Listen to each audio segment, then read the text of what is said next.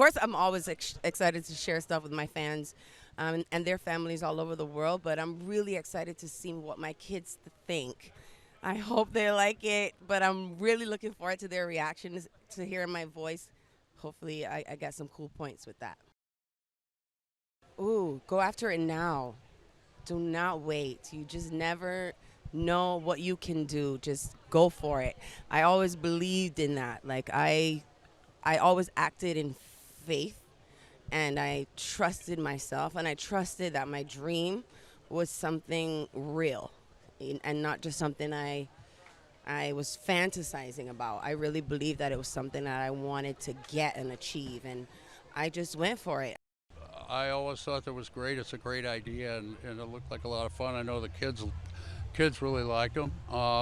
So I jumped in, and it was a great script with nice little message about finding out who you are in life and getting on with it and supporting your family and your community.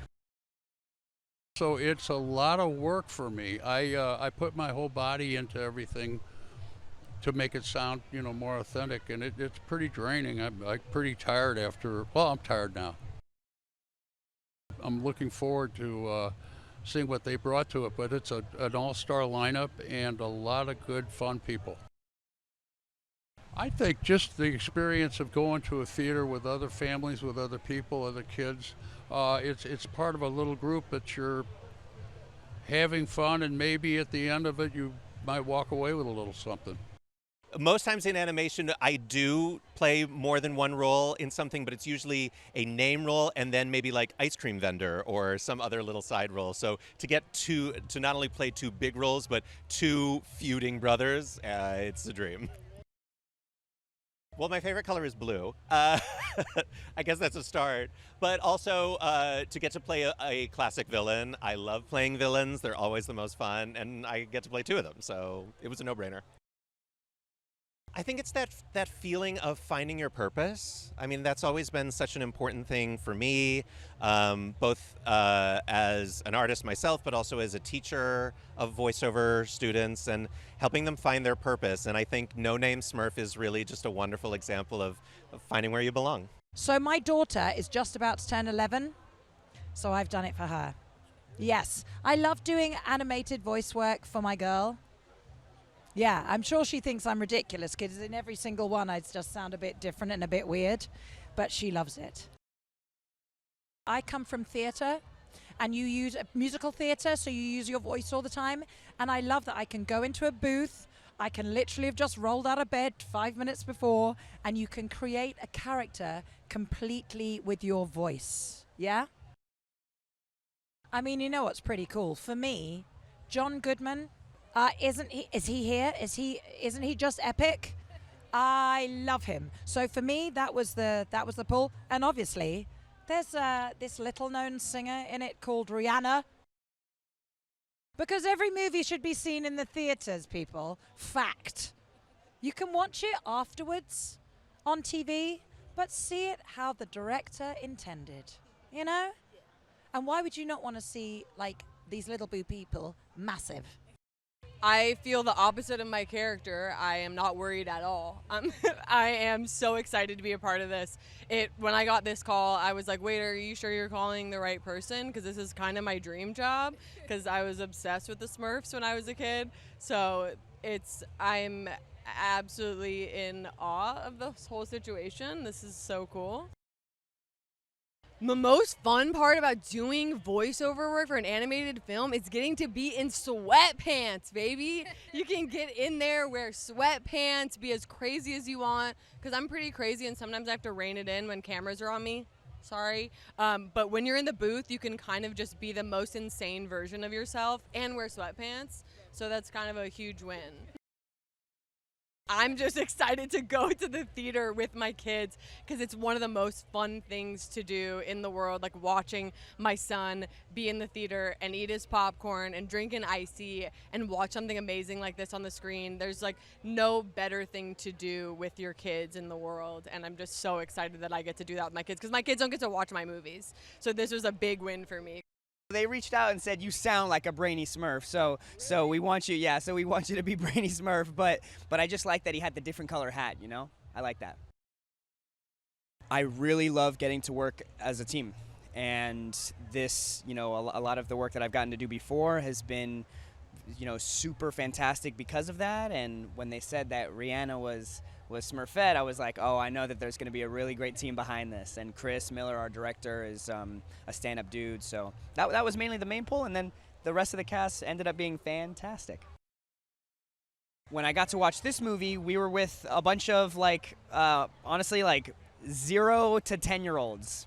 And I think watching it in that room was maybe one of the best experiences that I've had so far, just because there's nothing like a room full of, it really gets the giggles out, I think. Well, Chris Miller, who is the director, when he calls, you just say yes, because he's the best. So I like doing kids' movies. I'm a godmother, and it gives me street cred. It's funny when you do voiceovers and this is huge cast, and you can say you worked with them, but you're not in the booth with them. So I'm big fans of everybody, who's doing voices in this movie. I mean, come on, Nick Kroll. he's one of my favorites. I think it's always fun to have a big summer movie come out. It is for kids, but yet for adults too. And I'm being the godmother. I cannot wait to bring my godkids to see this movie. It just makes everybody happy, and I think we could use that right now. I cannot even tell you how honored I am and amazed that I get to be part of the Smurfs. It's just something that's been part of my DNA since I was a child, and to get to be part of it and be part of an amazing cast is just so incredible to me. I'm so excited. Well, who doesn't want to be a Smurf? They're so cute. They're blue. Blue is my favorite color. And I get to bring to life Azrael. I'm a cat lover. I have a cat. I've had cats. I'm a huge cat enthusiast. So to get to be Azrael is like the icing on top of the cake. Obviously, the title itself, do you want to be in the Smurfs movie? And I was like, heck yes. But then they said, P.S., Rihanna is Smurfette, and she's producing it. And my wig flew off, to be perfectly honest with you. It feels incredible, honestly. I love being part of these movies that have a wonderful message.